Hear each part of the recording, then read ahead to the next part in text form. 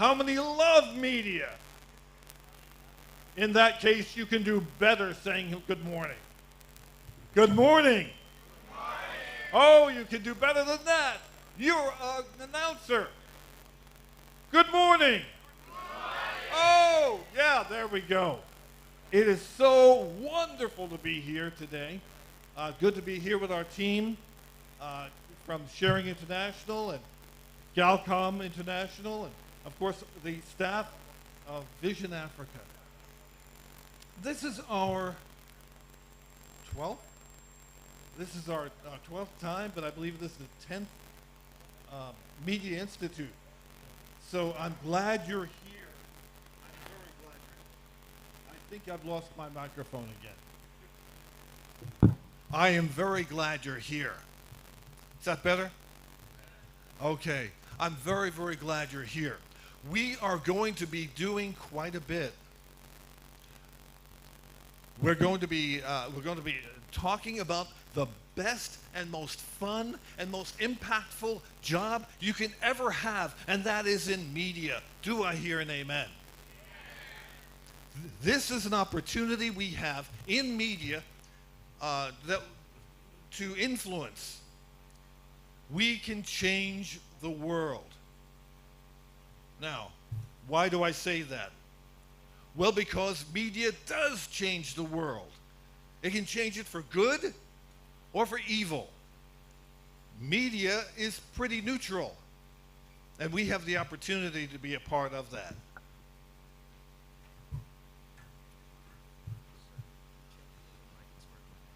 Okay. Okay, can you hear me now? Can you hear me now? Raise your hand if you can hear me. Woo, Lord. Okay, good. Good.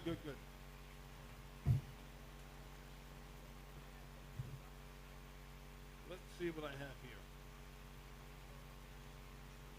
Will my presentation be shown? Will people see my presentation? Okay. All right, the future, we're talking about the future of media. Where are we going? Where have we, and to be able to look at the future of media, we also have to look at where have we been? How did we get here? How did media become something that is so incredibly powerful that it can change the world, change people's minds, to contribute to peace? So, how do we get there? And where are we now? And for that matter, in the future, where are we going? What are the opportunities that we will have? In just a little while, we're going to be having students coming. And so I would say to them, the media world is open to you. There has never been a greater time to be alive and be part of the media than right now. Right now, there are opportunities that are much greater now than I was. Is this working? No. Yes. There are more opportunities now than ever before. Many more. We have something called democratization of communication. It means that everyone pretty much can be involved in the opportunity to share what they know, the things that are within their heart, their opinions, their experience, their philosophies. They can share it with people and do it well, and to reach a huge number of people. The future of media, as you'll see up on your, it's not up on the screen. It's the newest social media innovation will threaten the current established platform. In other words, up until about 20 years ago, it was radio and television. It was just radio and television before internet really became something and came on the scene and changed everything. Here's the thing.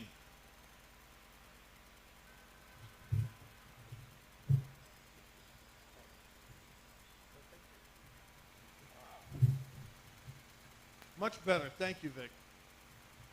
Give a hand for Vic Costello. Vic Costello from Elon University in North Carolina. Much, much better.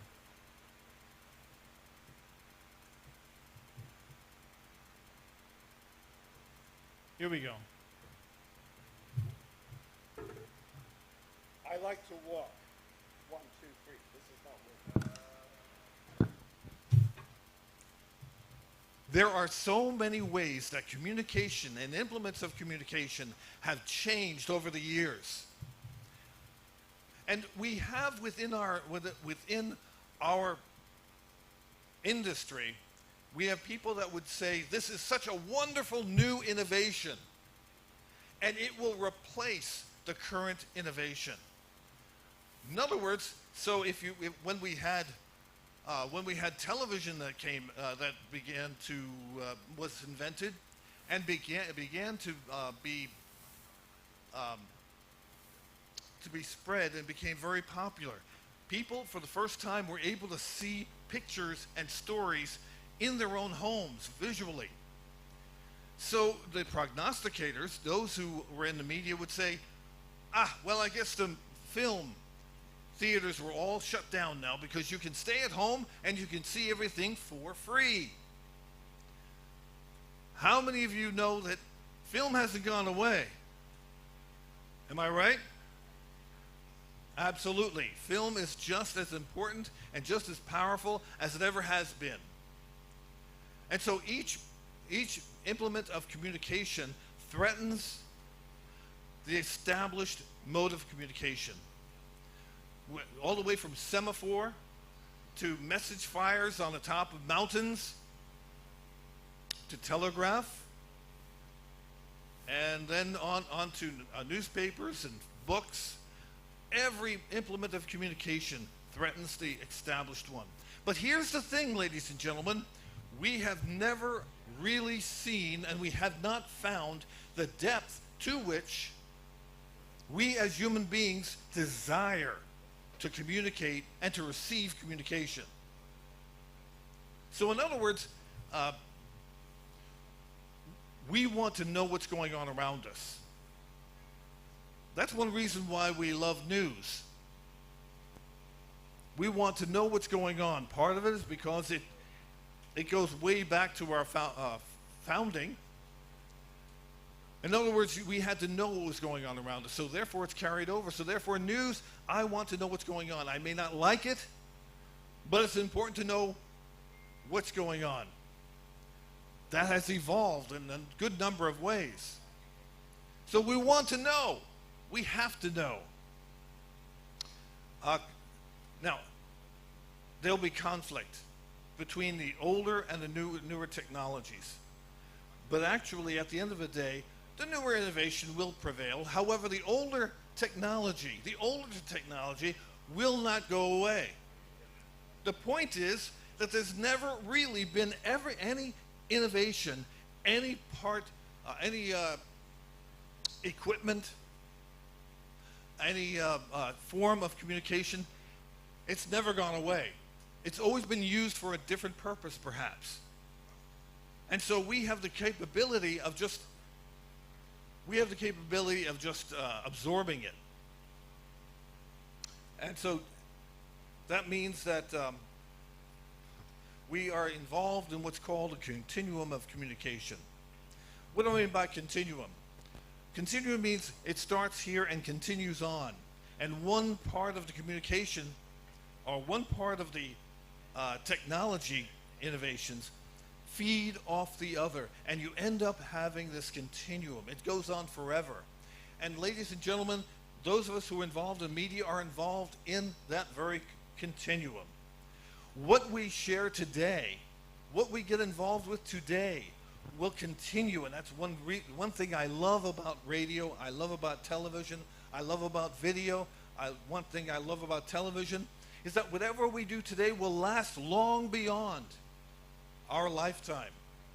It will continue to espouse the things that we are living for.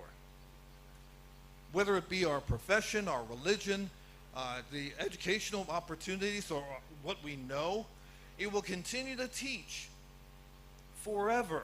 That's a continuum. And so it continues and continues. At the end of the day, we as human beings, how many of us are human beings? Raise your hand. We don't have everybody raising their hand. Who are you? We are all human beings, aren't we? And there are certain things, there are certain needs that we have. I just shared with you, we want to know what's going on around us, correct? Yeah. Well, another thing that we really do is we want to have everything in common. So therefore, Victor and I and those of us in our team, we are involved in something called communication. The root of that word, C-O-M-M, of communication, the root of that word means common. In other words, we have a desire to communicate. We have a desire to share the reality that we have with someone else, to transfer that information from us to someone else. We have a desire to do that. It doesn't matter if we're an extrovert, doesn't mean if we're an introvert. We still have that same desire, and we will find a way to share what we know and how we feel with someone else, because we have that desire to have meaning, not just information, but meaning. They're different, aren't they? Because I can say something and mean something entirely different. So the way that I put these words together, the way that I put sound with it, or perhaps video with it, I express and I share ideas, sometimes without using the exact words, but I do get my meaning across. So we have this necessity. Now that could be nonverbal, that could be gestures, dance, drawings. We do all of these things. My grandkids, by the way, I have 4. I have 4 grandbabies. I like that. We always wanted 4 children. We only had 1, but that 1 gave us 4. 4 grandbabies, and I love them dearly. I miss them dearly. But they are ballerinas. They used to call ballerina Renana. But the point is, they want to communicate who they are, and they want to express what's inside of them by the way that they move through dance. It could be drawings. What is yours? What is your particular mode and favorite mode of communicating what's inside of you? Could be drawing. And here's the thing. Every one of those forms and formats are involved in media. Whether it be in graphic design, whether it be in graphics in video, whether you're on the air, whether you are being talent in a video. You're involved in all of this. Welcome to those who are coming in. These folks are from Albia State University, I believe. Is that correct? Is that right? Be proud. Tell me. Is that correct? All right. Somebody said no. Did you see your report card? Okay. All right. We have aids. We have different things that help us to communicate and to communicate well. We have aids to do that. Now, of course, one is speech. One is speech. Some of us are really good at that. Some of us are what we call loquacious, where we can't stop talking. I'm afraid that's one of my gifts, perhaps. Acoustics. Acoustics and the study of psychoacoustics is very strong, because you can change the way video looks or what it means by the type of music you use. You hear me? In other words, last year we had one of our professors show a clip of someone driving on a mountain road. And in that road, he used music that was very ominous. Now, all this person was doing was riding and driving on the road. It's the beginning of the movie called The Shining. And the person was driving on the road, and the music was da-dun, da-dun, da-dun, very minor chords, minor notes, and it was very ominous. People were, it was foreboding. Now, what he did was he stripped that audio, and what he did was he put a children's show, music on a children's show, on that same piece of video. So this person is driving along in the country, and it's la da da da da da da da da da, very lighthearted stuff that kids would really enjoy. And so the meaning was totally different. Why? Because of the way that we manipulated music. And we can do it sometimes with nonverbals. Now, I'm a professor. I taught for many years, and I would have a student. I would bring my students into my office, and I would perhaps the experiences in common. I would bring students into my office, and they would tell me that they could tell when they sat down whether I was going to congratulate them or whether I was going to chastise them. Why? Because of nonverbals. We communicate that way every day. So there are a good number of ways that we communicate. And this is possible for everyone. Now, I just said we have democratization of communication. That means that anybody can do it. How many of you watch YouTube? Don't be ashamed. Raise your hands. How many of you watch YouTube? There you go. There you go. One of the most important things there is that the everyday person can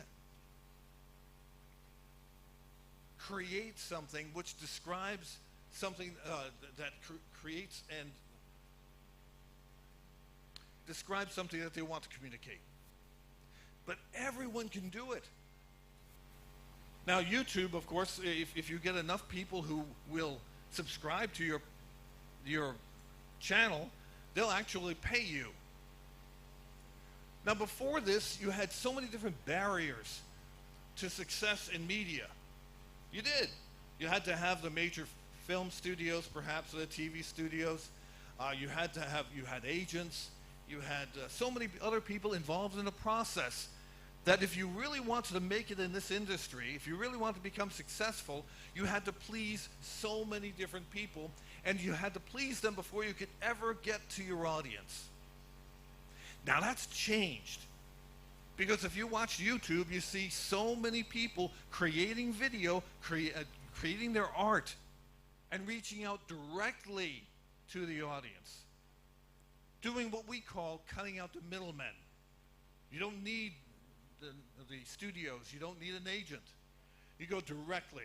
How many of you have ever posted on YouTube? How many? There we go. What does that tell us? All the young people.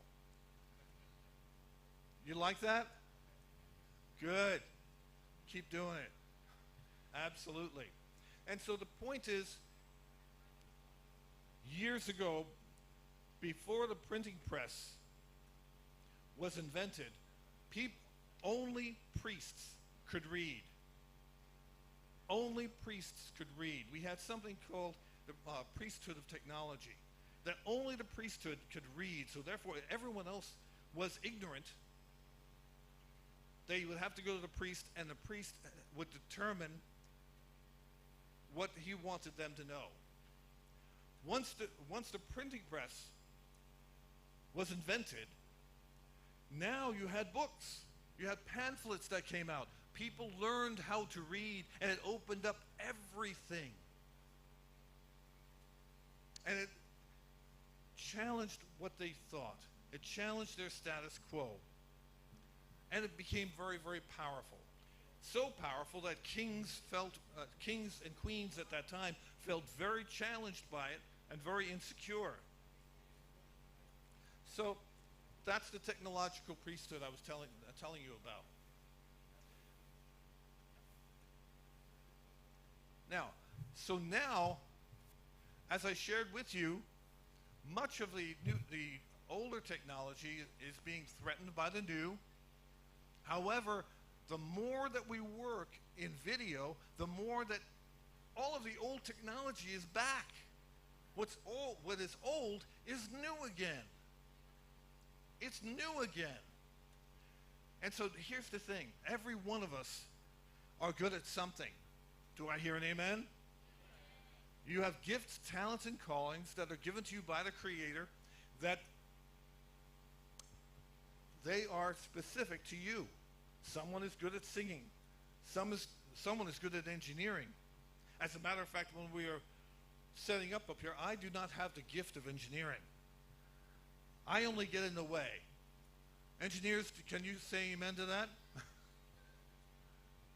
So the more I get involved, the more it takes. And so sometimes I remember that I should just shut up. I should just let them do their jobs. So what is your gift? What do you do well? Are you a creative person? Are you someone that does well with numbers?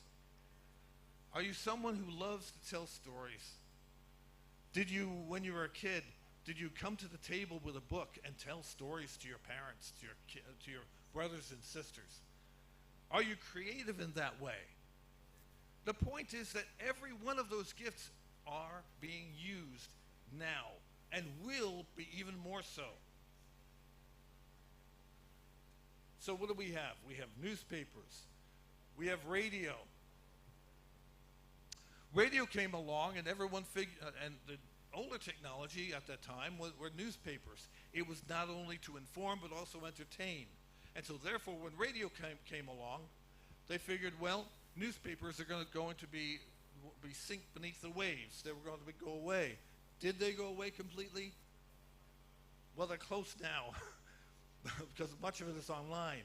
But you still have newspapers, don't we? You may have a college newspaper that does what it does. It informs, it entertains. So radio prevailed. It captured the imagination of audiences. Now notice I said not the audience. What did I say? Yeah, audiences. Right? How many of you know there are many, many audiences? How many of you know that? Yep. There are so many different audiences. We'll be talking about that as we go along. But we will be making reference to audiences, and that it's really important to know who your audience is. Because if you try to reach everyone, absolutely everyone, not everyone likes the same thing. Do I hear an amen?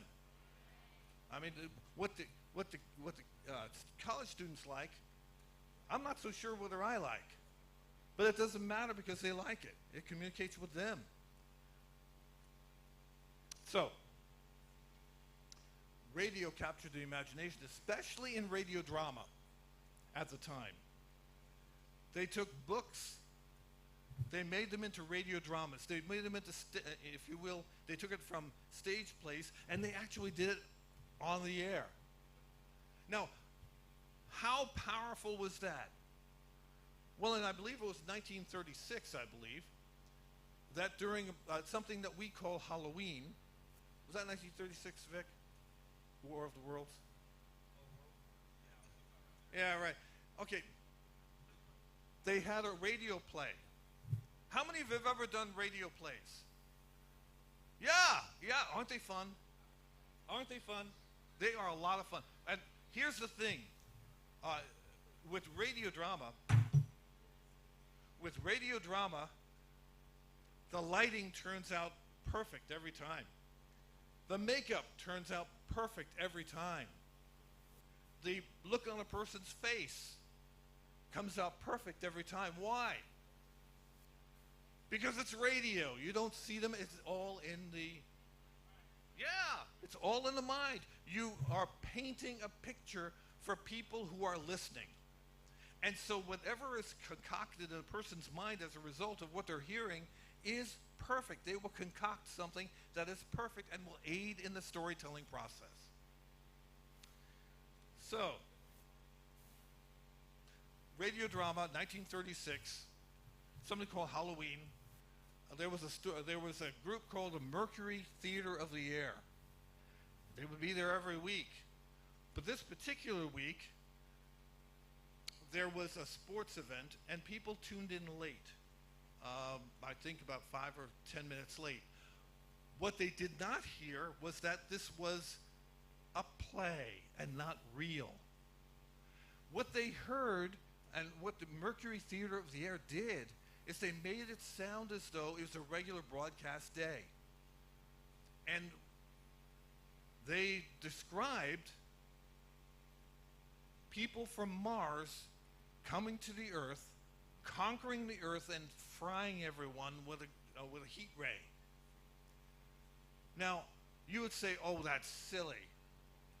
That's silly. But you see, people at that time had grown to really trust whatever they heard. They grew to trust everything they heard. And so when they heard this, they felt it was real. Thousands and thousands of people, almost 1 million people, believed that what they were hearing was absolutely true. And they didn't know what to do. Many people ran out of their houses.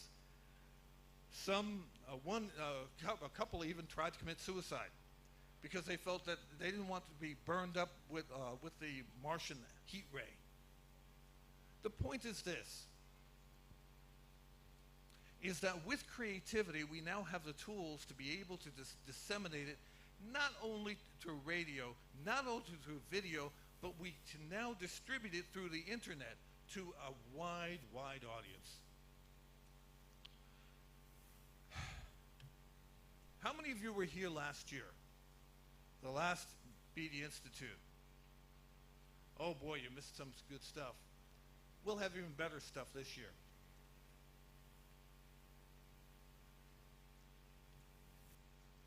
Okay. Okay, we have music radio programming. We have satellite radio and television. Internet. The internet. We have podcasting, video production, and we have internet radio streaming. Right now, people from 5 or 6 different countries are watching me because they want, what I have. They want the meaning that I'm sharing. And so therefore, hi everybody from those 5 different countries. So that's exciting. It's an exciting time to be alive and to be a part of this. And the more it grows, the more opportunities are going to grow. And it's time to prepare, as these young guys are, to enter this profession. Okay, where will it fall? All right? It'll fall to the curious. Notice who will get the opportunities. That means it'll fall to the curious, those that challenge their own closely held beliefs and believe that they can look at different things different ways and use so many different elements of the production process creatively. But that takes curiosity. It takes not leaning upon what you already know or what you're good at. It means stretching yourself, and that's part of curiosity. Being resourceful. In other words, getting not being stopped by things you think you don't have, even within your own self. That if you don't know how to do it, you'll find a way to do it. You'll learn it and do it. You will not allow anything to stop you. And faithful. There were, as my father used to tell me, there are no lack of people who will try to defeat you and to tell you you can't do something. There are plenty of people who will do that. But the person who will win in this industry will be faithful, will not take anything for granted. And they will continue it until they succeed. Do I hear an amen? They need to be real well read. In other words, you need to read well, guys. You need to do your homework. Be very, very well addressed. Technology, regulations, audiences, know your audience, love your audience. Prognostication. What does that mean? Being able to, through what you know, be able to almost predict the future. Because if you can predict what's going to happen, you can be there before it happens. And you can take advantage of it. That's called prognostication. Be well connected. Today, one of the things that I really want you to do while you're here during today and tomorrow is to meet other people. Be speaking to other people. Introduce yourself. Let's talk about what's being taught. In other words, networking. I'm sure that you know that term, but be connected. There are people that, well, for example, Victor and I went to school together. As a matter of fact, he was on a medical team that were leading when Sharing International was born. Then we lost contact with each other for 30 years, and we met randomly. It was as though no time had passed. And since that time, we've taught together in Ethiopia and here in Nigeria. The point is, you never know. The people that you meet may very well be someone who will be very important to your future, your career. Don't take anything or anyone that you meet for granted. Learn about them. Get their name. Find out about them. And keep that information. And keep it, and it's easier to keep current now with Facebook or Instagram or whatever. You can keep that level of communication going. Be committed. Believe it. Tell it. Believe it, and others will too if you do that. Believe it, tell it, and others will begin to believe. If you hear something enough, you begin to believe it. So if you tell the story, and then tell the story. What does that mean? One of my bosses once told me, when I had one of the things I had to raise money for a big media project, and I had never done it before. And my boss, who was about this tall, had pure white hair. His name was George, and he was very nervous. And when I said, "How do I do this?" and he stuck out a bony finger, and he pointed in my face and he said, "Chuck, tell the story." In other words, tell your vision. Speak of the things that are so important to you. Tell the story, your story. Tell the story. And when you're done with that, tell the story. And when you're done with that, tell the story. Exactly. Tell it again and again until people believe you, and you'll hit on people who have the same vision as you do.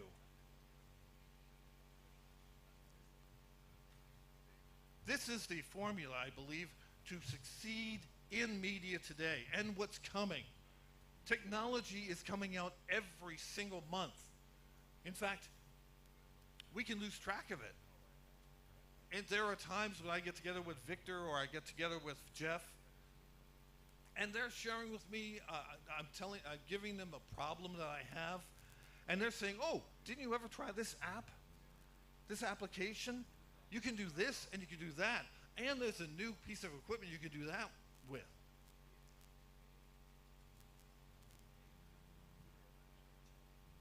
So be open. Be creative. Be faithful. Believe in yourself. Believe in your story. And you will succeed. God bless you, folks. I'll see you a little later.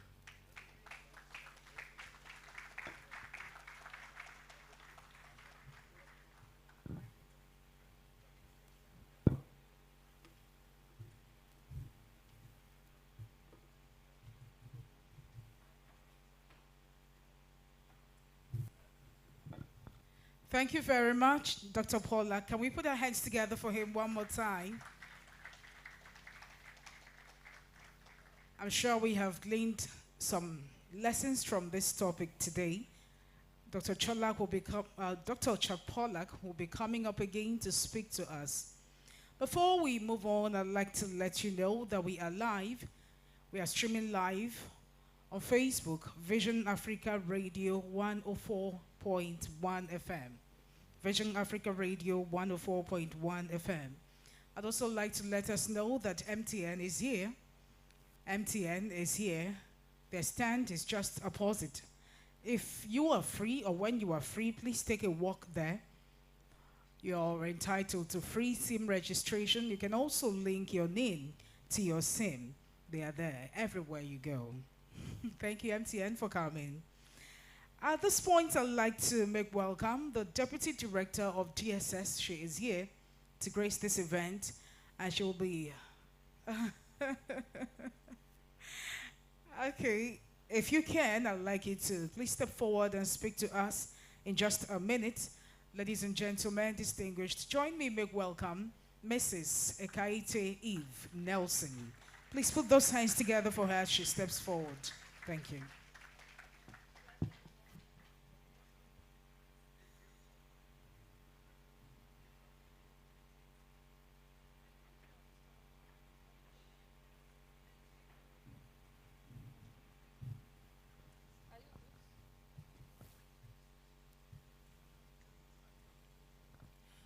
Good morning, everybody. Dr. Pollack, you can see that I'm a very good student. When you came up, you said you don't like your student doing this. So, to be a good student, I try not to do it.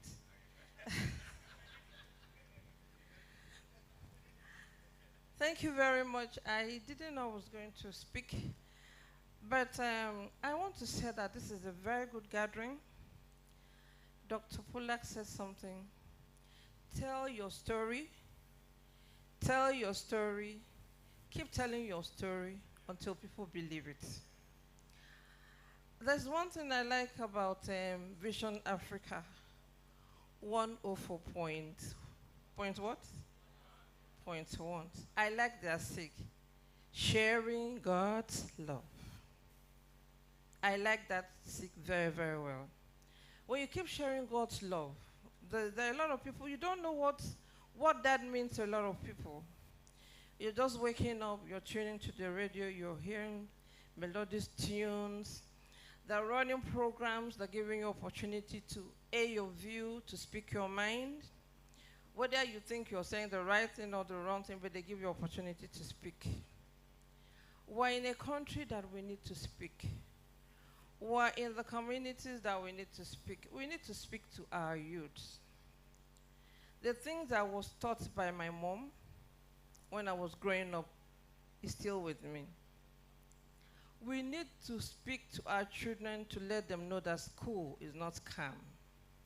Is school scam? The doctor said something. Let me go back to it. He said, get rich quick or die trying. We need to tell our youth that they don't need to get rich quick. That is why you're in the school, from nursery to primary to secondary to the university, before you can do many things that a lot of people are doing. We need to tell our youth that we don't need Yahoo. We need to tell the youth that we don't need to sacrifice our parents to drive big cars. But we need to tell them that we need to work hard. Hard work pays. It may not pay you the same day. But I tell you, the Bible says, whatsoever you find, put your hands to do, you should do it with all your might. Well, I'm a parent. I have 4 children in the university. I know what it means when they say, Mommy, send us money.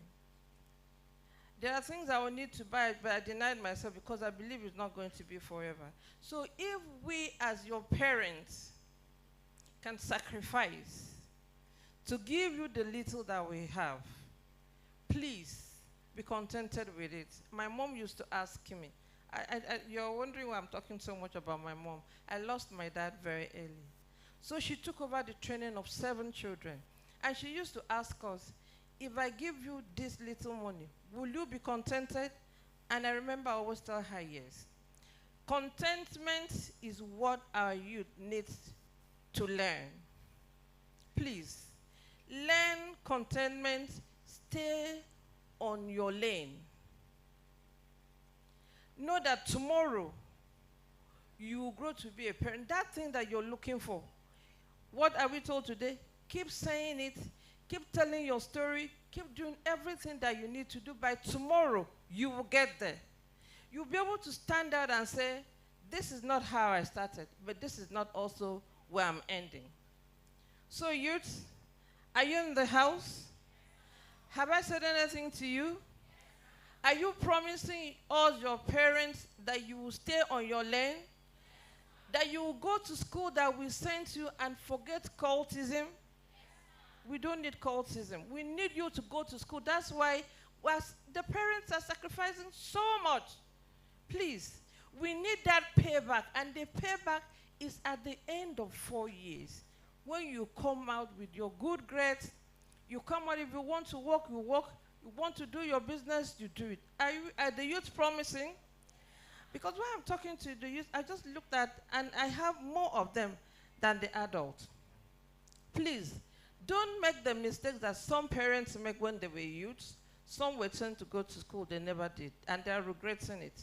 Today, your parents are sacrificing. Please, don't let the sacrifices of the parents go empty-handed.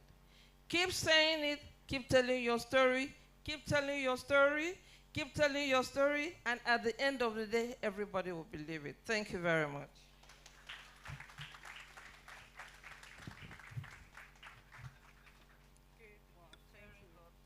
Sharing God's love. Thank you so much, Mrs. Ekaite Eve Nelson, for coming on the program today. We also like to recognize the presence of the CEO, ABN, Mr. Ifeanyi Okala. He's in the house, and ABN is also live on what we are doing here today. Thank you so much for coming. We will be breaking out now. We're going to have a breakout session. We're going to have 2 tracks. Management of programming track. Management of programming track. That will entail the following subtopics. Audience, who are they? What do you want? Who do you find out? So, you want to be in radio? That's another topic. Formatic analysis, building powerful radio programming. Dr. Chuck Pollack will be featuring very obviously in this track. We also have the second track, production and storytelling track. You'll have such subtopics as key elements of effective storytelling. Don Geiger is here. Photography composition, Jeff Wilson will be handling that. And Dr. Vic Costello will be taking on creating visual narratives with photos and text. I can imagine what some of these topics will look like. Very interesting. I can actually picture them. Very, very interesting. So you're going to choose one because our time is limited. I know some people will want to be part of the 2 tracks, but it's not working today. That will not work. The best you can do is get in touch with someone who is in one of the other tracks. Let him or her get you the notes. You can exchange notes and knowledge when we are done. That's the best we can do because we're really running against time. So the first track, management and programming track, will be here. If you're for the first track, can I raise your hand? If that's your choice, nobody's pushing anyone to any particular track. If you want to be part of management and programming track, can I see your hand up? Oh, you haven't made up your mind. Okay, make up your mind in 1 minute. Make up your mind in 1 minute. Let's see. Okay. Management and programming track. I'm here too.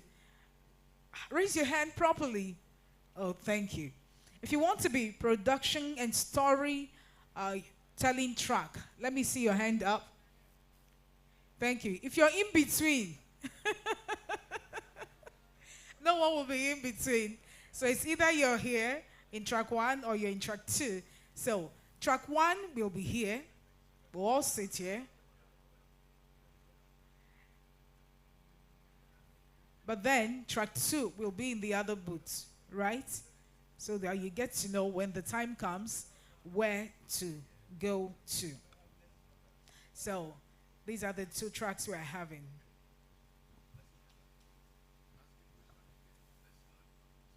Okay. If you're in track 1, can we see your hand up? Can the ushers help us take a count? All ABSU students, nobody wants to be in track 1, right? No, we're not pushing you, but just asking you a question. That's good. So if you're in track 1, can you please stand?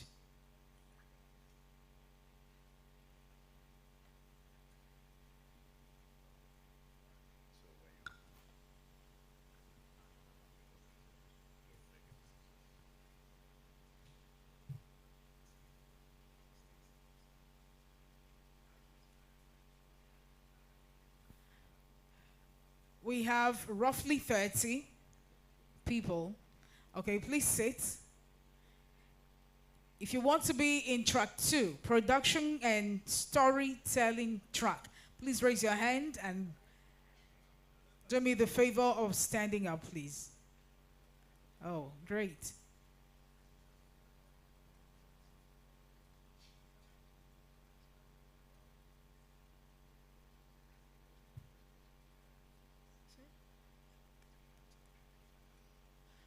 Oh my, that's serious. We already have 34 on this side. Can't really get everybody from that end.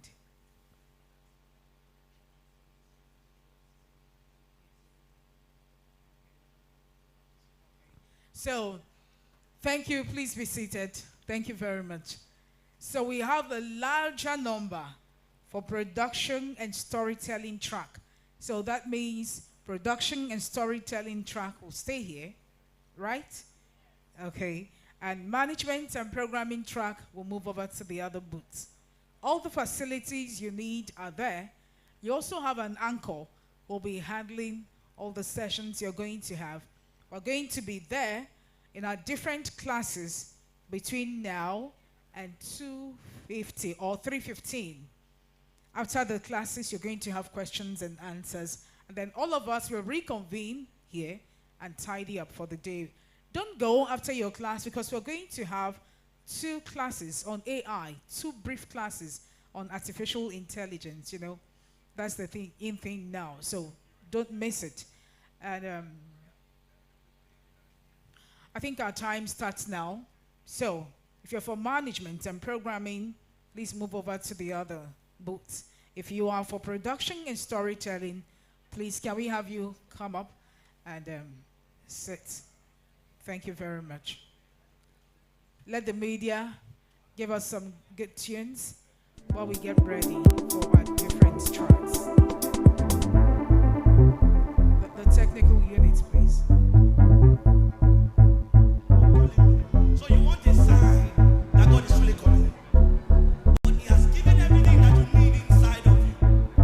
And all you need to do is just to say, Master, I can hear you. Here am I. Use me. Send me.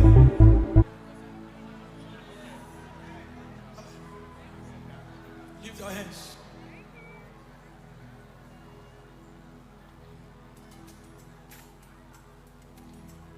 Hey, lift your hands. Lift it. Lift it. trendybeats.com. The power of God is here in this place. Lift it. Lift it. Lift it. Lift it. Lift it.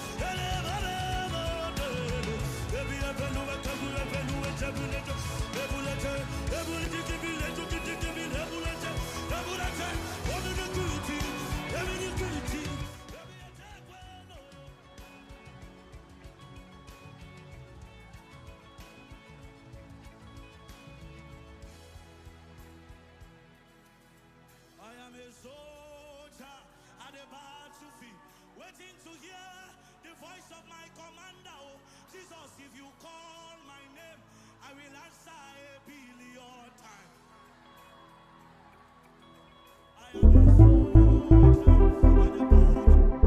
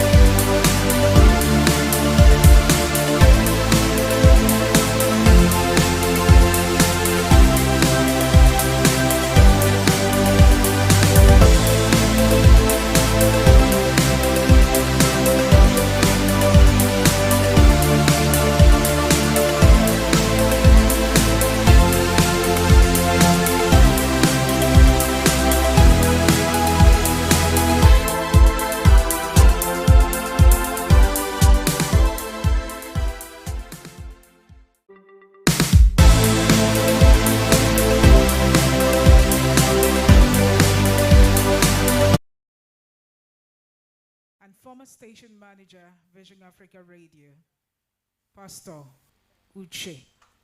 Please, can we just make welcome Pastor Uche? Pastor, you're welcome. Can you just give us a wave where you're seated from? Thank you so much. We're glad to see you again. Very, very glad to see you. So for track 2, if you're in track 2, you're already here. One more time, a warm welcome to you. So we are kickstarting. You must have noticed that we have about 25 minutes for the very first session. And we're going to talk about key elements of effective storytelling. Key elements of effective storytelling. If you have questions, please put those questions down. We'll likely take them much later. So join me, make welcome Don Geiger for this next session. I'd like you to put your hands together as he comes up. Thank you.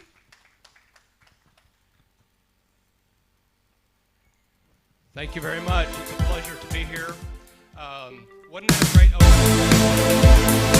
great welcome from Bishop Onoho and from the others? It was a wonderful way to start our session this morning. As she said, my name is Don Geiger. I'm from Dallas, Texas, in the U.S. And just by way of brief introduction, I have spent more than 40 years as a storyteller, both in writing for newspapers, writing for large corporations, telling their stories as a photographer, and working very closely with many video crews through the years. And so that's why I'm here, is to help you understand what the key elements of storytelling are, because there are some. But first, I want to start by telling you a brief story. On August 5th of 2010, 33 miners became trapped deep underground in a copper gold mine in Chile when the mine collapsed. You may have heard this story. For 17 days, their fate was uncertain until they were discovered alive through a borehole drilled by rescuers. The story captured global attention as efforts began to rescue the miners from their precarious situation 2,300 feet below the surface. A massive international rescue operation ensued involving engineers, drilling experts, and even psychologists to support the miners and their families who waited above ground. After 69 days of harrowing efforts, 69 days, all 33 miners were successfully brought to the surface through a specially designed capsule. The world watched as each miner emerged one by one, greeted by jubilant crowds and tearful reunions with their loved ones. The rescue operation became a symbol of hope, of perseverance, and international cooperation in the face of adversity. What was your reaction to that story? You may remember it if you've been around long enough. What did you feel? If you're like me, and I remember that story. I remember hearing about it and watching the news coverage of it. Did you feel fear for the miners? Compassion for their families? Tension for the rescuers? Can you imagine being under that kind of stress? Relief when the last miner emerged from the little capsule? Did you feel surprised that the miners survived? I did. I mean, I followed that story pretty closely, and I couldn't believe it when they were successful. Were you pulled into the story? I was. Did your imagination fill in the scene? Could you feel the rock? Could you hear the heavy drills and the equipment? Could you feel the pressure on the rescue team? Could you feel like what it was like to be trapped more than 2,000 feet below the surface of the earth? Can you imagine the fear and the terror that they experienced in the dark, probably running out of food and water? Could you feel like what it was like to be one of their family members, a wife or a child or a parent or an uncle? That's what stories do for you. And we are all created with imaginations. Have you ever watched or heard a story or watched a movie that left you so transfixed that you couldn't feel the time passing? Have you ever gone to a movie and just gotten so wrapped up in the story that you just didn't want to get up to go get another drink or whatever? I have. And I've also felt stories, watched movies where it didn't matter. I could get up and go. It didn't matter. Our brains are designed to imagine and to be pulled into good stories. When we hear a good story, our brains literally light up like someone has walked into a dark room and turned on the lights. The synapses in our brains fire. And why does that happen? Because stories generate empathy at an actual chemical level in our brains. Anybody here heard of James Bond, the movie hero? Okay, all right. Some scientists recently conducted a test with the James Bond movie. I had a little trouble believing this, but it's true. I checked it out. They gathered an audience and put helmets on their heads and monitors that measured their heart rate and their breathing. As the movie began, the scientists measured the reaction of the audience. When our hero, James Bond, was in a stressful situation, maybe hanging from a cliff, their pulses raced. They sweated. At the same time, their brains synthesized a chemical called oxytocin. Oxytocin is an empathy chemical in your brain. It sends a signal that we should care about someone or something. In this case, and in many other movies and many other stories, the audience wasn't just watching a movie. They were with James Bond hanging on the edge of that cliff. They really cared whether he survived or not.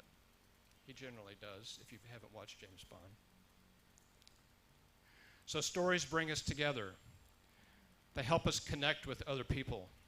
They make us feel empathetic, compassion, and make us feel respect for other people.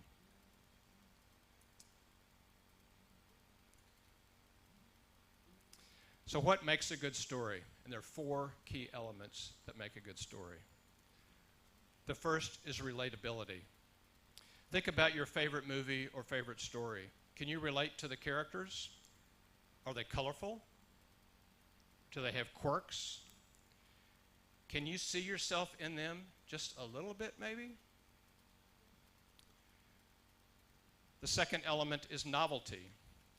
We pay attention to a story when something is new, different, or unusual. The third element is tension. The greatest stories have an emotional component. There may be conflict. Maybe our hero has overcome big challenges. An ancient philosopher once said, a great story is about the tension between what is and what could be. Some people call it the curiosity gap. And great stories are easy to understand. They aren't trying to impress you with their complexity, their fancy language. Good stories are written simply and told well. They speed you along through the story from beginning to end. Think about a great movie that you've watched. You know, it sped you along, right? You didn't feel like you were bogged down in the show. So how do you become a better storyteller?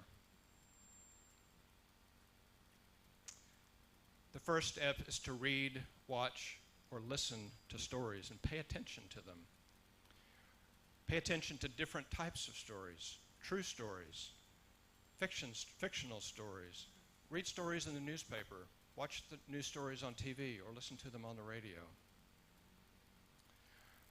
And analyze them as you listen to them. What makes great stories great? And I hate to say it, but there are boring stories. What makes a boring story boring? Try to deconstruct it and figure it out. You need to improve your own writing and storytelling capabilities. That means you need to write, and you need to write a lot. You need to write every day. One of the tricks that I learned early in my storytelling career was to read my stories out loud to myself. And it's a little awkward to start, but I'd go into a a quiet room by myself where nobody else could hear me, and I would print them out or read them on the computer to monitor, and I would read them to myself. And you hear the story differently, you read it differently when you're doing that. You need to edit, and you need to edit again, and you need to edit again. Edit your own stories again and again. A lot of times I will go through this process, then I'll go to bed at night, and I'll get up in the morning, and I'll do the same thing again. And ask others you respect to edit your stories and provide honest feedback. And then monitor your metrics. So if you're publishing your story on social media or on a blog or something like that, you have access to metrics. You can see what your engagement levels are. Monitor those, figure out what works, figure out what doesn't work, and adapt as necessary. And like I mentioned earlier, analyze stories, deconstruct them. Why did you like a story? Why did you dislike a story? How does the story flow? How did it make you feel? And why? So the business of great storytelling. So I work in a corporate environment, and if there's not a good business reason to tell a story, we're not going to do it. So what are some good reasons good business reasons to tell good stories? The first one is to build your brands. Stories can help create loyalty for your brand, connect you with your customers and potential customers. Advertising, if you watch advertisements, read them, listen to them, advertisements are short stories, 30 seconds, 60 seconds. They're short stories. Figure out what makes them work and what doesn't make them work, and apply it to your own organization. Stories can make these sales conversations better. So if you're a salesman going out to sell a product or a service, tell stories about what you're selling. And stories can even improve the hiring process. The company where I work tells stories about its culture to attract both new employees and to retain current employees. But to do this, you have to know your mission.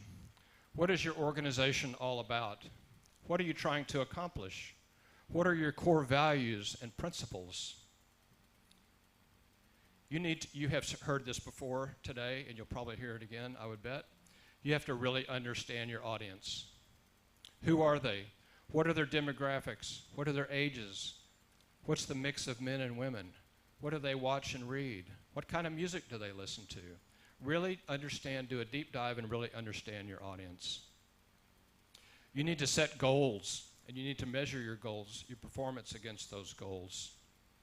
Track them. Measure them annually, quarterly, or even weekly to make sure that you're on track and you're moving your organization, that storytelling is helping move your organization forward. And then you need to evaluate what works and what doesn't work. Experiment. If something doesn't work, stop doing it and do something else. And like I said, adjust as necessary.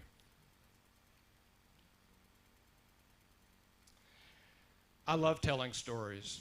I love helping organizations tell their stories.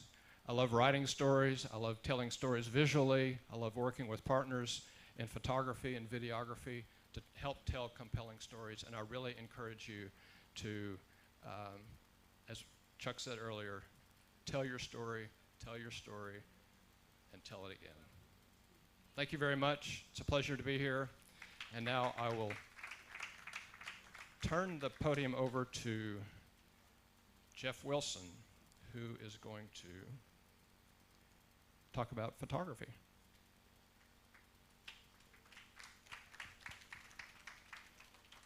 Good work.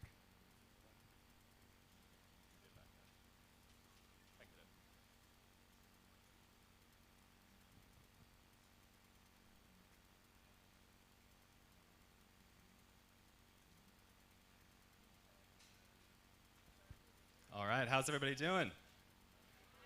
Good, good. All right, I see some familiar faces from last year. If you don't recognize me, this is my picture from last year. I had long hair, so things were a bit different. Things have changed. We all change. My name is Jeff Wilson, like I said before. I'm a co-founder of a mobile production studio called The Wander Studio. A few of the clients that I've served here have been listed, most notably Adobe, Mercedes, and I love working with smaller companies and then nonprofits as well. This is also my third time in Nigeria, all right, and it's certainly not my last. I love this country. Yeah. So, you'll probably notice throughout my presentations that I love being creative. A lot of the photos here are photos that I've taken throughout my last 2 years in Nigeria, and I just want to let you know that I also love the technical side of photography. So, I actually used to be an accountant, so I love the technicalities of things, but I also love the creativity. So, you may be dual brained. Some people may say you need to be an accountant or you need to be this. You can be both, actually. And I just want to encourage you to try to seek out both of those dreams if you so choose. Just a show of hands real quick, who here is a professional photographer or videographer? I see a couple of vests. Anybody professional? A few? I know that back row is, for sure. There we go. How many people here know their way around a camera? All right, a couple more hands for sure. And how many people are just aspiring photographers, videographers, that you've got your phone, you're really just trying to learn to get better? Show of hands? Okay, so about half and half there. Great. Just trying to get a feel for the room. Okay, so what I'm going to talk about today is going to be photo composition. And that really entails two main things, preparation and technique. So I'll start with the preparing of the shoot because that is really important, and then I'll move on to some very common but very strong compositional techniques that are kind of the backbone of photography. So starting off with preparation. What types of shots do you need? And when you do that, I want you to write down your shot list. You're going to write down your shot list before you ever step foot where you're actually going to be shooting. Because we all have phones, we all have notepads. We can write those down, and if you have a checklist of what's gone through your head, a mood board where you've dreamed what shots you may want to get, you can check those off as you go, and it makes you stress way less on the day. Next, think about the environment. Where are you going to be shooting? What's the location? All right, we're in Nigeria right now. It's daytime. You know, it's hot, it's humid. So make sure that your camera's not going to be sitting in a nice, cold, air-conditioned room and then bringing it out because the lens will fog. You'll need to know that ahead of time. You might also be thinking, what time of day? You've got the sun ahead at midday. It's about midday right now. Right? That might cast really strong shadows in your shot if all you have is the sun and no clouds. It's going to be really harsh. If you've got clouds like today, it actually is really nice. All right? Because what it's going to do is it's going to diffuse the light. This tint is all white up top. It's diffusing the light. It's actually really nice if somebody was to be taking photos or videos in here. And I appreciate that because my photo's being taken and I don't want those harsh shadows. Next, what gear do you need to pack? All right? You may be traveling to a job like I am right now. I can't bring 13 suitcases with lights and audio equipment and multiple cameras, multiple lenses, all these things. So think about what you need for your shoot ahead of time. The more minimal you are, the more agile you are as well. You can get around. You can make sure you're not taking up too much space for your subject that you're shooting. You can make sure that you can move around this tent if this was our example here. And then lastly, know your camera before you go. So if you've got a DSLR, I highly recommend, it's so boring, I know, go through that manual and read the instructions. Go through every single step on that menu line and see what all of your options are. Maybe watch YouTube videos. There's people that walk through each one and explain them. I would be here for over an hour if I did that today right now. If it's just a phone, look at your settings on your phone. You can actually change your settings to then shoot in RAW instead of JPEG. And a RAW is a file that's at least 4 times the size of a JPEG, but it allows you to edit it after with way more data. You can also set up those grid lines in there, and I'll talk about that in composition. So going back to that shot list, all right, I'm just going to show a couple of different types of shots really fast just so you can kind of get what's in my head when you're writing these down during your preparation stage. You've got portraits, all right? Portraits will show the personality of the character in your story. So I'm not saying just write down portrait, I'm saying who are you going to be taking that photo of? What are the portraits of you that you want to get of them? What is their environment? Are they a doctor? Should you be giving their portrait in an operating room? Because that's going to really showcase who they are. A doctor in front of a library doesn't really make as much sense unless they're a doctor of education. Then you've got environmental shots. This is what gets your audience to be put in that place or in that place with your subject. So this photo on the left, do you feel like you're in that town hall meeting? The next picture, do you feel like you're driving into a village? Then you've got close-ups, the details, the essence right there. Okay, this is going to really show exactly what's happening. These are great ways to complement other photos. So right here we've got radio station. We don't know who it is, so if we're going to be really talking about a subject, we'll probably get a portrait of that radio host as well. The next is a water story. What are you doing with that water? Right here it's cleaning. All right, then we've got football player, sorry, I'm from America. We've got a football player here, but we don't know who the player is. That's why it's usually a complimentary photo. Then the action shots. These are my favorite shots. These are the shots that actually are the real people doing real things. It is the heart of a story. So I highly recommend when you're making those preparations, include at least a few action shots of that person doing that job or doing what you're there to capture them performing. Just a couple of really quick camera gear lenses. I'm not going to go into actual lenses here because some of us are just using phones. And a phone has 3 settings: wide, standard, and zoomed in, right? That 2 times or 3 times. So wide, you'll bring it back. That's where you can really capture an environment with your subject a lot of times, but you can see it's there. If you're working with lenses, that's typically 35 millimeters or less. On a standard one, that's what's closest to the human eye, okay? That's gonna be like your 50 millimeter lens if you're working with a full frame camera. On your phone, it's gonna be that 1 times button right there. Telephoto, I just wanna point out, it's a great way to do portraits. You will have to back away from your subject. And a cool thing that it does is it actually compresses a photo. So, what I mean by that is if you look in the photo right here, you can actually see that Miss Serafina is talking to this group of school children. But you don't actually see the space that's between her and the audience of school children. It's bringing the school children closer to her. So that's what a telephoto lens can do. Now let's talk about the photograph itself. So a photograph is a few different things. A powerful photograph has to have a clear subject or theme.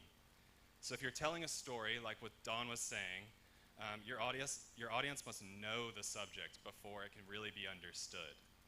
The same goes for photographs. If the subject is not clear, your photograph will not make sense. Next, you want to lead your viewer's eye to the character, and this is where composition comes in. That's where the next few slides are going to lead. Lastly, I really want to, with storytelling, Don mentioned it, keeping it simple. Don't add complexity. The same thing goes with photographs. You don't want to add too much complexity. Keep it simple. If you're going to have a portrait of somebody, don't have a busy background where your eye as a viewer may be going, all right, well, there's a table behind them, there's a car, there's all this stuff. You want to be focusing as a viewer on that subject. So I mentioned before different cameras, different things like that. Who here is a professional photographer? Who here is an aspiring photographer? But the number one thing that is in your control as a photographer and has no barrier to entry, meaning you don't have to buy a camera, you don't have to go out and buy a nice editing software, you don't have to be doing all these different things, is composition. Composition is what can take your photography to the next level just using the tools that are in your hands. So the next one, composition refers, when I mean composition, is it's the placement and relationship of elements within a picture. So it refers to your subject and how the other elements in your photograph interact with each other. A couple of questions here. Okay, if your viewer is asking any of these questions when they're looking at your photograph, what is going on here? What is the subject? What is the photographer trying to communicate? What's the story trying to communicate? what am I supposed to be looking at? If your viewer's asking any of those questions, or if you're looking at it and you're editing it, that means that your composition is incorrect. You need to focus on your composition. Maybe retake the shot and think, how can I answer those questions and make sure that the viewer's not asking them? The three main things to consider with composition is lighting, background, and space. So light, we were talking about the sun earlier. Where is the light coming from? The sun is the most common one. It's the best one in my opinion. I love using ambient light. But if you're inside, where is the light bulb? Where are the windows? If you've got somebody who's with you and you're going to be taking their portrait, don't have the window behind them like this, and you're taking the photograph there. They're going to be backlit. You want to be facing the window. You want the light to be hitting their face. Always look at where the light is going to hit. If you see light soft coming from a window onto the side of their face, that can be a beautiful portrait. Background. We want the background to be adding to the context of our picture. We do not want it to be subtracting. We don't want it to take away from our subject, but it could be like in that example I gave, a doctor sitting in the operating room. You know that he's a doctor then. You know that he's earned that position. It can definitely be distracting though. Space. Two things with this. It can mean how much room as a photographer do I have to play with within my camera? How much room can I use to make a wider shot? There might be, I mean, if you're trying not to get the screen here, you can't take that wide of a shot of me if you're sitting over here. But it also means how much space do you have to move around as a photographer? You might be in an event that's super, super busy. You need to think about those things. That goes back into what gear can you bring? Now we're going to go through the actual backbone of composition. So I'm going to start off first with angles. Always think about your angles when you're shooting a photograph, all right? So if I'm got my camera right here and I'm shooting overhead down at this audience, all right? If that photograph makes its way out, what's it going to say? It's going to say, all right, you might be putting yourself in the speaker's shoes, but physically it's translating to you being weaker than me. All right, psychologically, that's what the viewer is going to be seeing. Shooting from below, a lot of politicians or athletes get their photo taken from below. It's a sense of power, all right? It's a good sense here too. I am on the stage, I am the speaker. That little bit that they've got right here with these cameras does give me some power as a speaker. It's saying that I should be up here. But then shooting eye level, I would say I strongly, strongly encourage that when you're taking the portrait of somebody and you want your viewer to have a relationship with that subject, shoot it at eye level. Let them feel like they relate. It's just like Don's storytelling. It's relatability, both emotionally and psychologically. Main composition rule. Everyone's probably heard of this, the rule of thirds. Your phone has a grid line. I highly recommend just letting it have that grid line in there at all times so you know what this is. Psychologically, as humans, we love the number 3.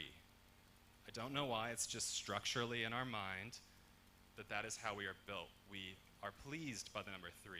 When things are in thirds, we are pleased. So it's extremely appealing to the human eye, and we should use that to our advantage as a photographer. So yes, it's set up, you can see on the top image, it's divided into a 3x3 grid, 9 equal parts. A lot of times you want to put your subject on one of those lines, either vertical or horizontal. If it's a portrait and you're focusing on the eye, best place to put it is right at the intersection of 2 of those lines. That is the best place. I do want to stress that it's called the rules of thirds. I don't really like the term rules in photography. I like to play around, all right? We're creative. All of us here as photographers are creative, whether you're aspiring or professional, all right? You're building on that. So it's more of guidelines. It's tried and true for a reason, but it's also a good starting point, but you can deviate. Next up is balance. And this is multiple types of balance elements. Every single element of a photograph has visual weight, all right? And that can be subject like with light, color, or tones. It can be your subject moving from spot to spot, but it can also be, in this top example, color. Red and pink are heavier visually to us than blues. So it looks like it's an asymmetrical photo, but it's appealing to the eye because that red is offset by a larger amount of blue because it's lighter. You also have symmetrical balance, like the bottom photo, where things are placed evenly on both sides. point of view. This one's a lot of fun. You're trying to shoot from the point of view of somebody who's there. Some of you may have seen me walking around here taking photos earlier, and I may have been taking photos behind these seats looking up at the podium. It's for the people that aren't here. I want them to see what you see in the audience, because they're going to feel like they're right next to you. You can take it from the scene of a child, like down in the bottom one. You feel like you're that child looking at the water well and the women filling up the water.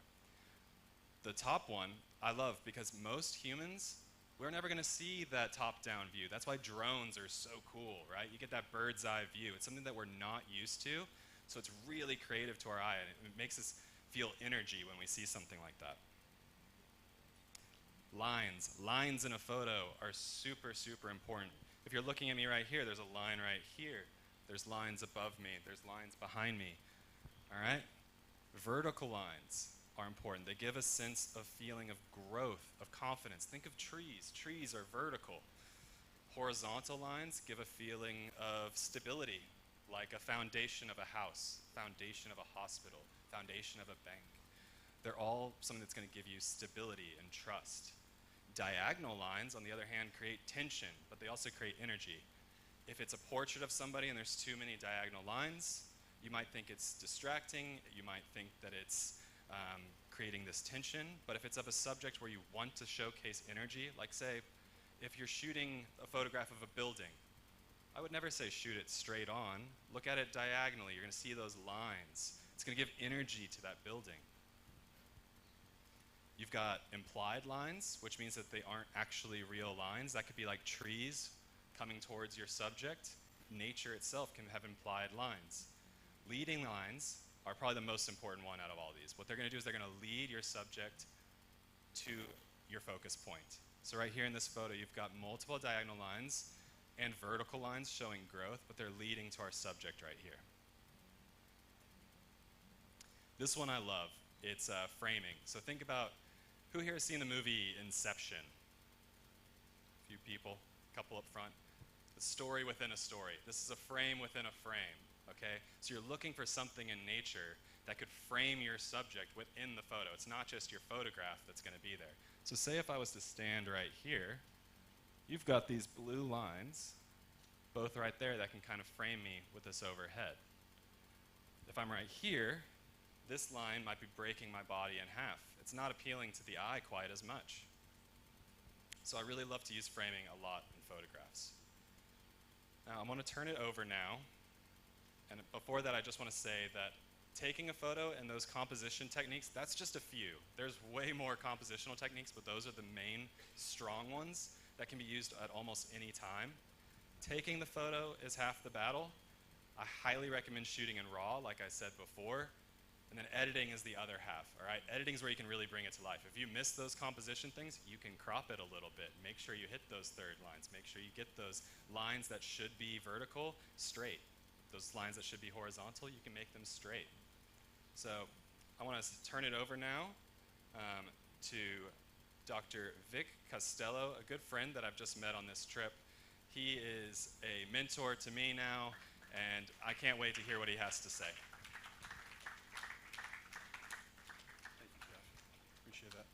Hello, everyone. How are you?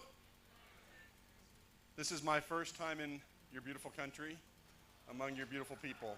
So maybe it's my first of multiple years, and I hope I can return as well. I've learned something since I've been here, and that is, quite frankly, it seems to me that all Nigerians are broadcasters. We went to a church service the other day, and I thought I knew how to pray aloud, but when I come here, there's more passion, there's more energy. I'm an inhibited American, like a lot of other Americans. You know, I say, sister, praise the Lord. That's great, you know. But where is the energy in that? And we were at a church service the other day, and this woman was, I guess it was a part of the liturgy, and I'm just going to try it if you'll humor me. I'm trying to come out of my comfort zone and become more like my new friends here in Nigeria. But she did this. She said, praise the Lord. Now, I'm not shy, but that's out of my comfort zone. I'm not going to go to my home church next Sunday. Well, maybe I will. maybe I'll try that and we'll see how it goes. But pray, I just thought I need to try this and see how it goes. So I'm going to start my presentation. My two colleagues went short on their time, which means I have more time, which is good because this is my first time, but I'll try not to go too long because next up is lunch for all of us. But again, thank you for your warm welcome as a nation. I feel the love of the people here. We've seen it since we landed in Lagos and traveled all the way here, and it's just really a blessing to be here.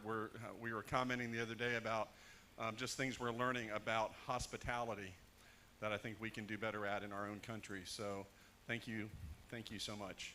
Oh, I'm in Jeff's presentation. I need to get out of his. So all of that was by means of really my introduction. So let me open this up and we'll go ahead and get started. And my session this morning, if you guys want to go ahead and put the PowerPoint up, it's entitled Creating Visual Narratives with Photos and Text. So this morning, we learned from Don about writing, and the best way to learn how to write and improve your writing is to write. The best way to learn composition and improve your photography is to shoot. And I think the best way to learn how to tell stories is to practice telling stories, and it's never been easier. So I wanted to come off of both of these guys with the idea of talking about how to create a photo story, how to actually combine text and images now in a linear format to where we can create a multimedia experience and tell a story with text, with images, graphics, maybe even video. Because for a lot of you, you may have a phone, but video might be intimidating. Editing video is a little bit more complicated, telling stories even with audio. But listen, if you have a camera and you can take photos and put these principles into practice, if you can write, there are platforms that you can use to tell photo stories, which include sort of a mix of all three of those elements. And it's a really, really powerful storytelling platform. The one that I use often is a free platform. If you want to write this down, it's Adobe Express. I don't know if you know that site. It's a website, and you can actually design online. So I'm going to show you some examples of photo stories that were created with Photo Express. And it's a drag and drop environment. You do all the things that Jeff told you. You have your photos. Now you just bring them in, hopefully in an organized way. You pick your keepers, and then you start to build out the photo story. So that's what I'm going to talk about hopefully in the next few minutes. So to build out a photo story, I like this quote by Ansel Adams. He was an American landscape photographer, one of my favorites. And he said this. He said, there's always two people in every picture, the photographer and the viewer. You don't take a photograph, you make it. And I think Jeff really communicated that. Everything that we create in multimedia, we're constructing a version of a story, a version of reality for an audience, and hopefully to give them a unique view that nothing else can really provide. So when we think of this quote, I think of the fact that perspective is subjective. We can each look at three photographs, and we can each come up with reasons why maybe this is the best of the three or this is the worst of the three. The photographer's vision for a photograph or even a photo story is not always how the viewer interprets it. So sometimes their perception is different. And so it's a really good idea when you start to work on all these principles is show your writing to other people. Get them to comment on it. What do they think? Is it resonating? Show them your images because you may be biased and not seeing certain things that somebody else would pick up. I love this other quote too. I don't know who said this one, but this person said the difference between an amateur and a professional photographer is that the amateur shows you all of his or her pictures. Think about that for a minute. You go out on a photo shoot, your assignment is to create a photo story with 10 images. Typically, a 5 or 10, or in photography even higher to 1 ratio. You might spend the day shooting 300, 500 pictures. Don's been shooting pictures like crazy, with the goal that 10 of those are actually going to be good enough to publish, to go out to an audience. So we always overproduce. We always generate more content to work with, the raw materials. And if you're going to put together a photo story with 10 images and you go out and you only shoot 20 pictures, you're not really working the subject. You're not working the shoot. You need to hustle. You need to work. You need to look for different angles. You need to figure out, sometimes you don't know what the story is even going to be till you show up. And so I just encourage you at the very beginning through all of this is just always go beyond what you think you'll ever need, because in effect, when you get into editing, typically if you don't do that, you're going to find yourself running short. Oh, I wish I had this. I wish I had this. And you're not going to have enough to really finish a meaningful project. So photo story is just simply a visual narrative told through a series of photographs. In photojournalism, typically you see about 10 to 12 photos in a sequence. That's pretty common. I don't know if it's a standard in photojournalism, but I'm not a journalist. And it's usually with captions on the photos is kind of the simplest way to tell a photo story. But then with emerging technology, we also have the creative ability to add other elements. We can add graphics. We can add pull-out quotes. We can add, big power hit. Should I pause for a second? I almost want to tap the mic. I'm not going to tap the mic. There we go. We're back up. Usually with captions, and captions are going to be underneath the photo typically. They can be in different places. Sometimes they can be on the side top, but I think the protocol is normally underneath. And then quotes or supporting text, other textual elements. And the goal here is to convey a specific message, a theme, or a sequence of events, much like a written story, but through visual images and text, and whatever else you sort of bring to the table if you want it to be a multimedia-rich environment. Photo story elements, these are just some of them. I think the hardest starting point for me, and I know we have a lot of students here, my third assignment in a course that I teach at Elon University, which is called Creating Multimedia Content, their third assignment is to do a photo story. So we learn first about photography, they do a cover magazine pose, and then they move into the photo story. And the hardest thing for them a lot of times is, what is the idea? Who's the subject going to be? And I always have to remind them, there's stories all around us. Maybe it shouldn't be said that that's the easiest part of the process, but I think sometimes when you're starting out, you don't really know how to look for a story. Read, look, see what's newsworthy, see what's out there, talk to people, find out about their life. A photo story that you create, you're really empowered as an individual to tell somebody's story that may not get out there because nobody else has really noticed it.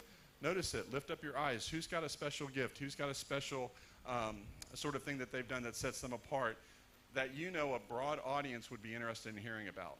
Okay, it has to go beyond your roommate cutting up an apple. That's not a story, right? It's got to be something that a broad audience besides yourself is going to find interesting. So think about a focus, a central theme, a subject of the story, the concept. Then we're going to have a sequence. We're going to have to basically select our photos, put them in some sort of a logical order from beginning to end. We'll talk about that more. Typically 8 to 12 photos.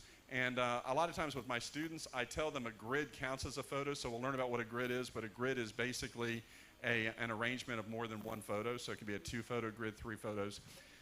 Always include a mix of wide shots, medium shots, close-ups. We'll talk about that, but a lot of times when you're leading people into a photo story, a lot of times you want to start wide, then move in medium, then move in close, and then maybe end the photo story with wide again. So you're giving them a sense of space. If I wanted to tell a photo story at this event and the first photo was a close-up of Don, nobody watching would know what was going on. Where was I? I would start probably with a wide shot of the whole tent, show the audience, then move in, give them a sense of space and a mental map. Text, including captions, quotes, other highlighted content, background information, important details. Bring your visual aesthetic to the photo story. This is where you can be creative. Everybody has a unique style. Sometimes you might shoot and present your photos in black and white, sometimes color. You might have a certain mood that you want to convey. Think about that and figure out what your style is. And then emotional engagement, I think Don mentioned empathy earlier. Empathy is the why should I care factor. If I'm watching something on television and I'm watching, that's good. See, this is the kid who speaks way too fast. Chuck says he says too much. I do too, but I speak really fast. I'm going to slow down. My apologies, folks. Evoke empathy. Why should I care? So my students, when they're given this assignment, they have to pitch their story. Do you guys know about pitching? Is that a phrase that you hear here? Pitch? Basically, a pitch is you have 2 minutes to communicate a vision for an idea. And after that 2 minutes, if you haven't sold me on it, I might say that that's a bad idea, or it needs more work, or go back and try again. You might have an editor that you have to pitch stories to. And I think pitching is a really, really good process to kind of gauge the value of an idea. How much will people find that this is of interest to them? You have to strike a chord with your audience. You have to create that what's the point moment for them in order to create that empathy. All right, I've reset my pace, I hope. So here's a couple of examples. There's not one way to lay out a photo story. In the older days, it was through print, but with new media, we can find all sorts of creative ways that we can create photo stories and make them more rich and more interactive. So this is a story that one of my students did last year on his high school baseball team. I'm just going to go and play this video. There should be audio here as well.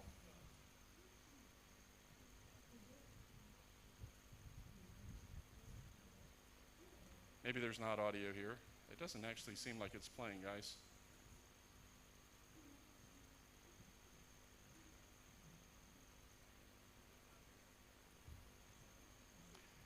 I'm not sure why it's not playing. So there we go. All right, it's kind of caught up, so it's starting to play. But this is a vertical photo story where the images go from top to bottom, and the captions are interspersed in between that with the title starting at the top. And this particular student put a video in there. The link was dead, so it didn't actually play. And again, a mix of wide shots. There's some engaging medium shots and close-ups. I like this next element. It's a rollover text box. And there's a lot of online platforms now that can allow you to be more creative in telling a story with static images to create movement. People like movement. They like stories that kind of capture and hold their attention, and this is one way that you can do it. All right.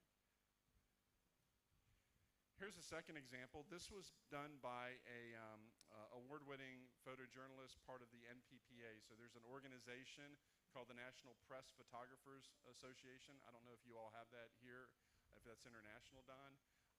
They do annual competitions for awards, and this was one that won an award, and it's just a, go ahead and click it here and see if this one will move any better than the first one.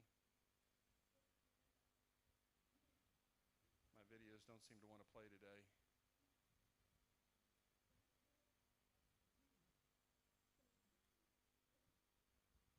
Now this is not working very well, but I'll just kind of cycle through this, and hopefully when I get to another video it'll work. But you can see along the bottom there's a gallery of thumbnails, and you can cycle between the images by clicking on a thumbnail. You can also hit the left and right arrow buttons will appear as you're kind of going through the story. And have that happen. Yes, sir.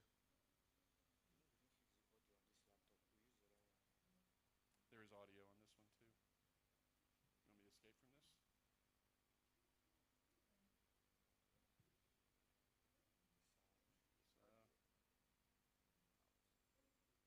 Back here, we didn't change that over. Okay, thank you. Let's see if that works any better. Thank you, guys. All right, we'll go back in presenter view, see if this works.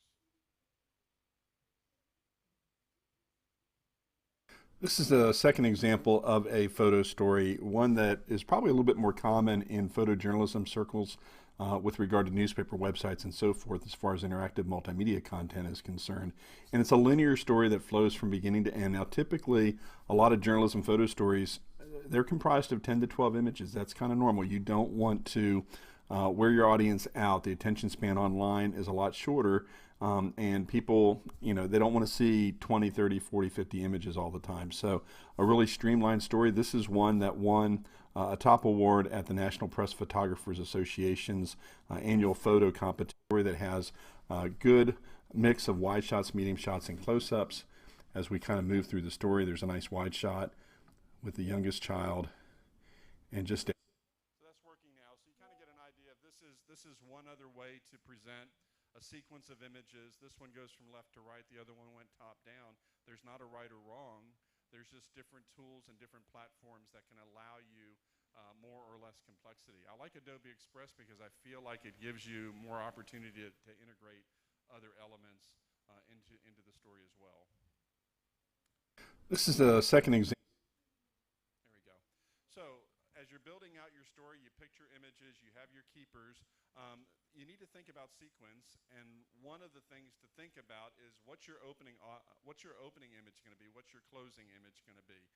We say over and over again, a story has a beginning, a middle, and an end, and how you bring the audience into the story and how you lead them out has to have some sort of logical flow that they're able to follow, right? So the opening image, start with something striking, something that grabs the audience's attention. Typically, I would like to see like a contextual shot, a wide shot that kind of shows me right away what the subject is, because I only have 12 images, so the quicker I can establish that, the better. And then the closing image, a strong conclusion, tie off the story. Make sure it has an ending that's fitting to the story in the way that you started it. Here's just some examples of opening and closing image. This was a story about horse race out in the western part of the United States. And it was actually just sort of a sunrise to a sunset. So a lot of times opening and closing, it can be the old cliche, you know, sort of like using the day, the frame of a day from beginning to end as the frame. Doesn't always have to be that way, but that's a common sort of trope that you'll see sometimes just in photo stories. And then think about titles and text overlays. When you introduce your story, not all photo stories will have a title slide, but you can include that if you want. Adobe Express encourages you to do that.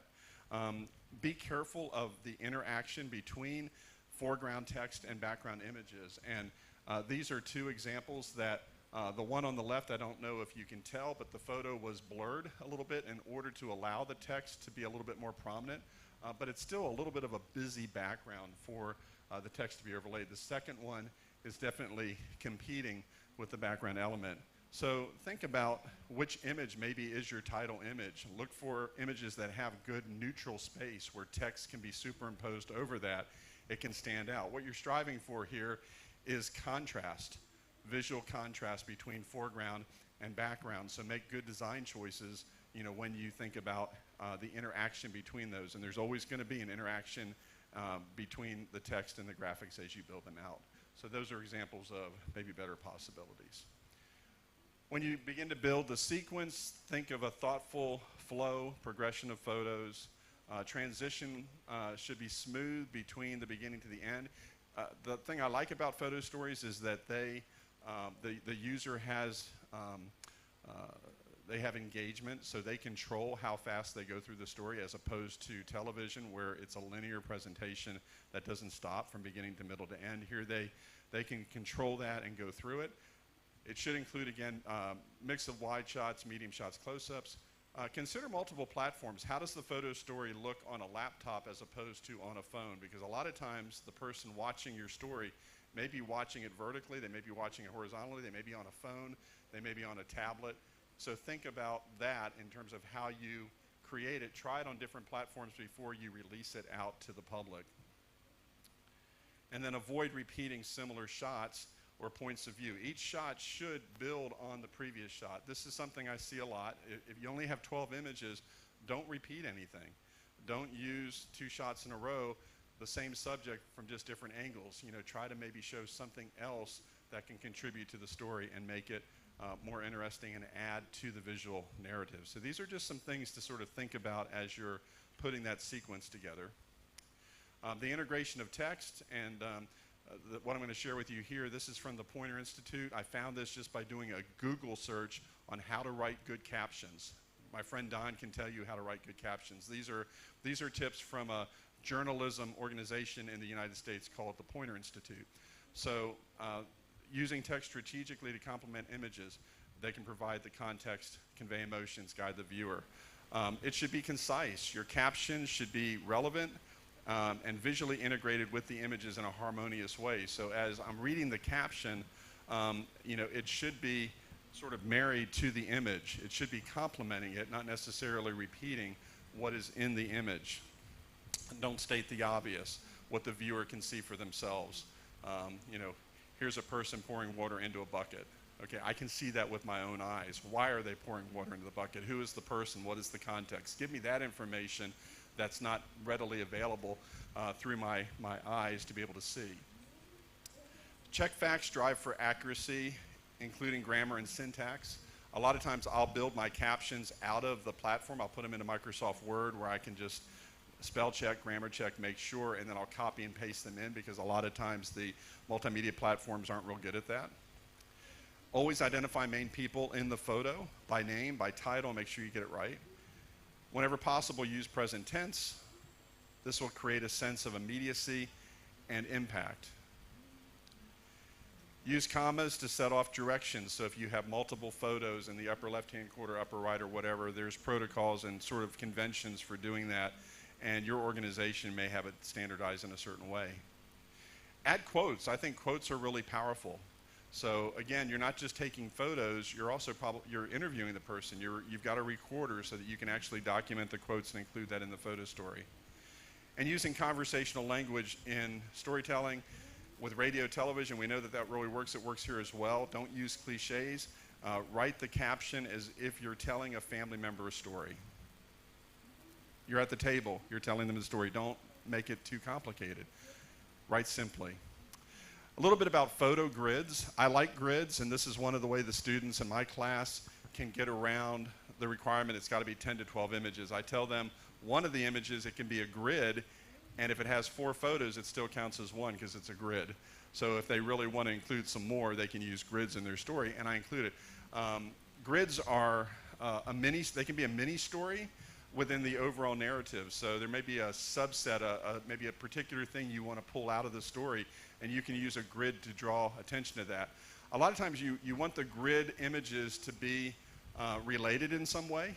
You know, this is a grid, it shouldn't be 4 different images necessarily, unless it's maybe 4 people in an organization or something like that, but typically there should be a relationship there. And you can present them any way. This is a 3-image grid presented from left to right, very simply. Here's another one that's a box image with 4 images together. Jeff talked about balance within the single frame of a photograph. You also have to think about balance in terms of the grid. So there's a certain thought process that I'm working on when I arrange photos together. The one in the upper left-hand corner is sort of neutral. He talked about sight lines and so forth. I don't want anything to pull the viewer's attention away. I want to draw them into the photo. So here's a better example of what that might look like. Here we have the person in the upper left-hand corner kind of looking down, and to my right, the other people in the upper left looking the other way. It's all pulling me sort of into the center. The dog is even angled a little bit to the left. If you think about what the reverse of this might be, you know, it might look something like this, and it's just not as strong visually in terms of balance. And maybe it's more than balance, but that arrangement at least needs to be thought out so that you don't just quickly just put 4 images in and you don't think about how they're arranged within their relationship to one another. So just give that thought. It's part of the process. And I'm going to end this with just a demonstration because I couldn't show you today. So I've got 3 short videos showing Adobe Express in action. So I'll go ahead and play this. This will have audio, gentlemen. One of the things you're going to want to do when you begin a new photo story project is to take your raw photos or your edited photos and make sure they're consolidated into a project folder. So I put them in this folder called raw photos, and it's kind of a mismatch, which basically means they're just sort of disorganized. The file names are all over the place, and it's not very clean. I can go into icon view, and you know, I can sort of see, okay, here's my content. Oh, it's really kind of messed up here, and I can organize that if I want. So we missed the beginning of that. We missed the beginning of that, and I'm starting with a folder that's kind of messy. My photos are from all over the place. There's not a uniform file naming convention. So I use the Adobe Suite, and one of the programs is called Bridge. It's a photo management software that can allow you to organize photos. You can even rename them, which this will show you how to do. I think Jeff can probably tell you about, maybe there's some free versions that kind of do the same thing. So this is just getting your content together in order. Sorry, guys. One of the things you're going to want to do when you begin a new right there, and I can arrange my photos, and I can decide which photos are my keepers, the ones that I actually want to include in the photo story, and which ones I want to reject and I don't want to include. And so this is a really good application for that. And I've gone ahead and done this just to save time. So I have my photos in sort of a working order right now from beginning to end. These are photos that I took I think back in 2017 and 2018 when I was with the Venerable Chuck Pollock, and we were in Ethiopia together with his daughter conducting a filmmakers workshop 2 years back to back. I keep trying to pause, guys, and it's not being nice to me. Sorry.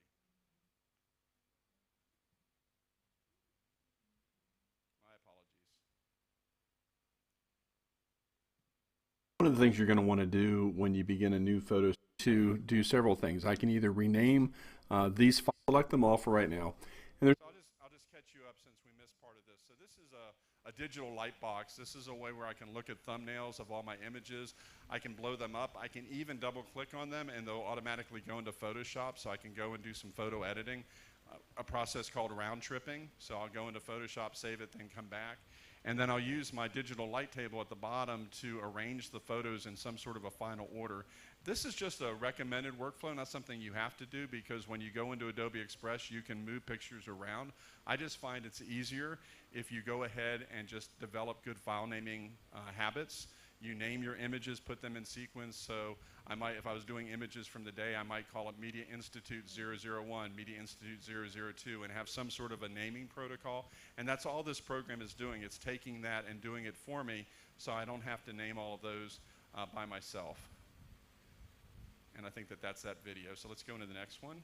This is the second part of the photo story demonstration, and for this one I'm going to introduce you here. This is Adobe Express, and again, this is it's a program that you can use online. I'm using the online version of Adobe Express. It's also available as a download to your computer where you can work offline. I'm videotaping it because I wasn't sure what sort of online access I would have in Nigeria during the conference, so this is the safest way to go. But when I get in here, you know, I have sort of thumbnails showing me all the different things that I can create with this application. I can create posters and flyers and different types of things. It's really pretty vast what it'll allow you to do. But to get started, I'm going to go ahead and click this plus button in the upper left hand corner, and that's going to bring down sort of a starting point for me where I can do a suggested project size. And I'm just going to go ahead and choose, because I know this works, I'm going to choose the 1920 by 1080 web page format. I like this format. It just, it's really, really easy to use. And what it's going to do, it's going to create an online web page that I'm able to, within that structure, build an interactive photo story. So I come into this, and it's a top-down sort of vertical interface like the one I showed you at the beginning of this presentation. And the starting point is to go ahead and add a title slide. Now, I don't have to do that, but if I wanted to, again, I'd want to do it over an area of the photograph that's not too busy. So I have the perfect photo for that. So I'm going to go ahead and come down here to the bottom and just click the photo icon. And that's going to prompt me to upload a photo from my device. So I'm going to go ahead and say upload. Automatically takes me to this folder, and I'm going to sort my images. And I know that I want the very first image. So I'm going to click on Ethiopia 001, and I'm going to choose open. And just like that, hopefully, there's my image. And I can add a title and I can add a subtitle by simply clicking and filling in the content field. And so for this one, I'm just going to title this Young Filmmakers of Ethiopia. Being careful not to make any typos, and I'll go ahead and put in here work 2017 summer.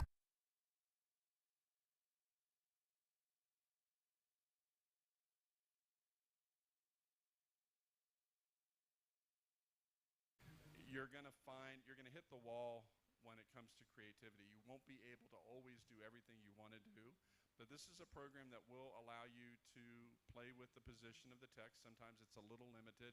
It will allow you to change the font size, font color, other attributes of the, you can actually create your own styles within the template. But even so, you're not building it from scratch, but what you're gaining is the ability to have a really nice online photo story at the end without having to know how to do programming. You don't need to know HTML. You don't need to know Java. You don't need to know all the back-end programming to make this happen.